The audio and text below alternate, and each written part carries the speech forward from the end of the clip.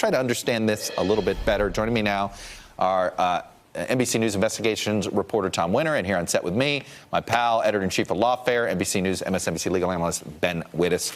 Tom, walk us through. So this is all stemming, it sounds like, from that indictment of the Internet Research Agency.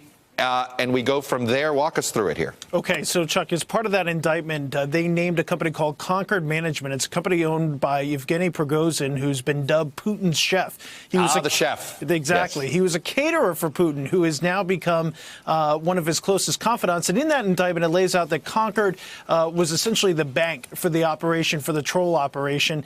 They provided the funding for it, and that's what Mueller has alleged. So as part of that case, Concord Management has a U.S. subsidiary, and so there's a legal fight going on, and there is a law firm that is representing the U.S. subsidiary of that company. So they have to disclose, as you said in your introduction here, kind of setting this up for us, they have to disclose certain things and certain evidence. It's called the discovery process.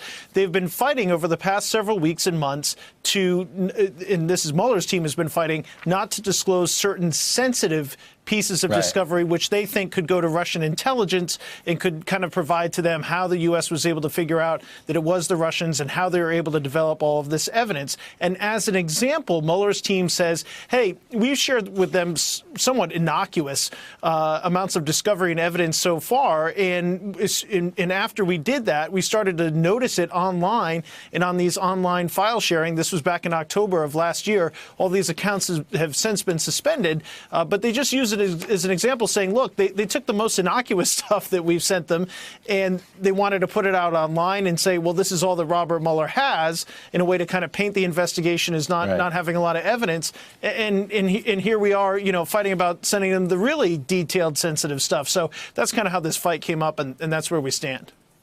All right, Ben Wittes, I know it's not surprising that the Russians, this is their intent, and we knew that they would do this.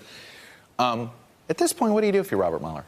Well, so, people don't say this very often, but Bob Mueller really might have screwed up here and by bringing this case against Concord Management. So, when you indict a whole bunch of Russian entities that are people, right, if they don't show up, if they show up, you arrest them and you have criminal process, right, and then you have to give them discovery. If they don't show up, you don't have to give them discovery. But if you indict a corporation or an entity, a corporate entity like Concord Management, they hire a law firm, and the law firm shows up and defends them. And they're representing them. And they're representing them. And they get discovery. And they get discovery. Oh, and wow. Concord Management doesn't have to come to Washington and subject itself to arrest. And so when Concord Management actually made an appearance in this case, back when Mueller brought this case, everyone was saying, oh, there's no way any of the defendants will show up. He's never going to get his hands on Prigozhin, the chef, right? And then all of a sudden, Concord Management makes an appearance.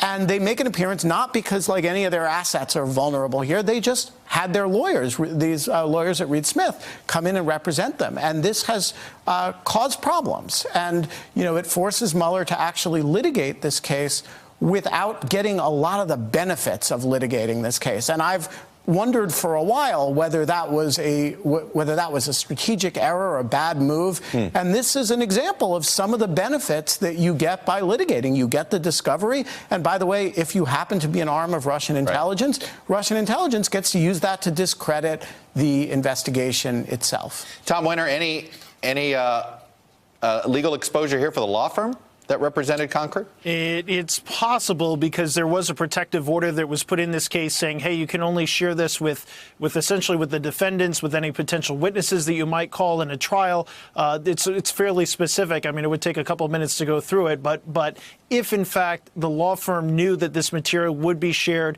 with Russian intelligence or some sort of a troll farm or something like that, there might be some legal exposure, but that'd be a pretty high hurdle for the FBI and for Mueller's team to clear. I don't think we're going to see it go that far, Chuck.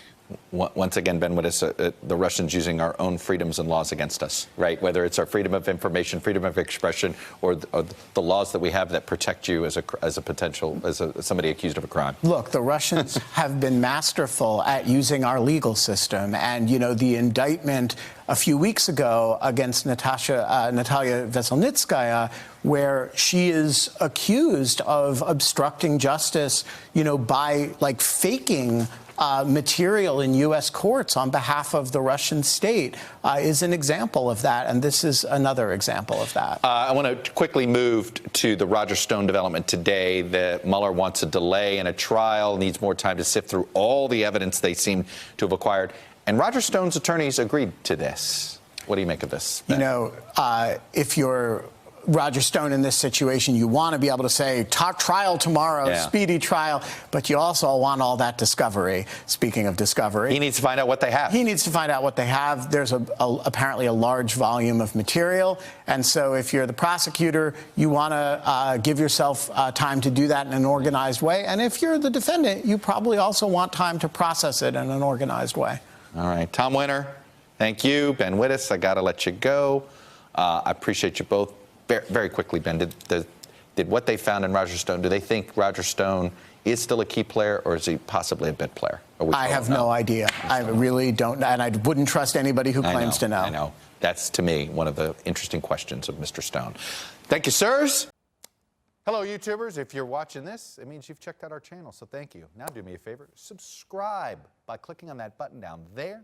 Click on any of the videos to watch the latest interviews and highlights from MTP Daily and MSNBC. You can get more Meet the Press content every morning in the First Read newsletter. If you're tired of content that you don't know anything about where it came from, you don't have to have that problem with us. NBC News, MSNBC, MTP, and the Meet the Press mindset right here for you on YouTube. Subscribe now.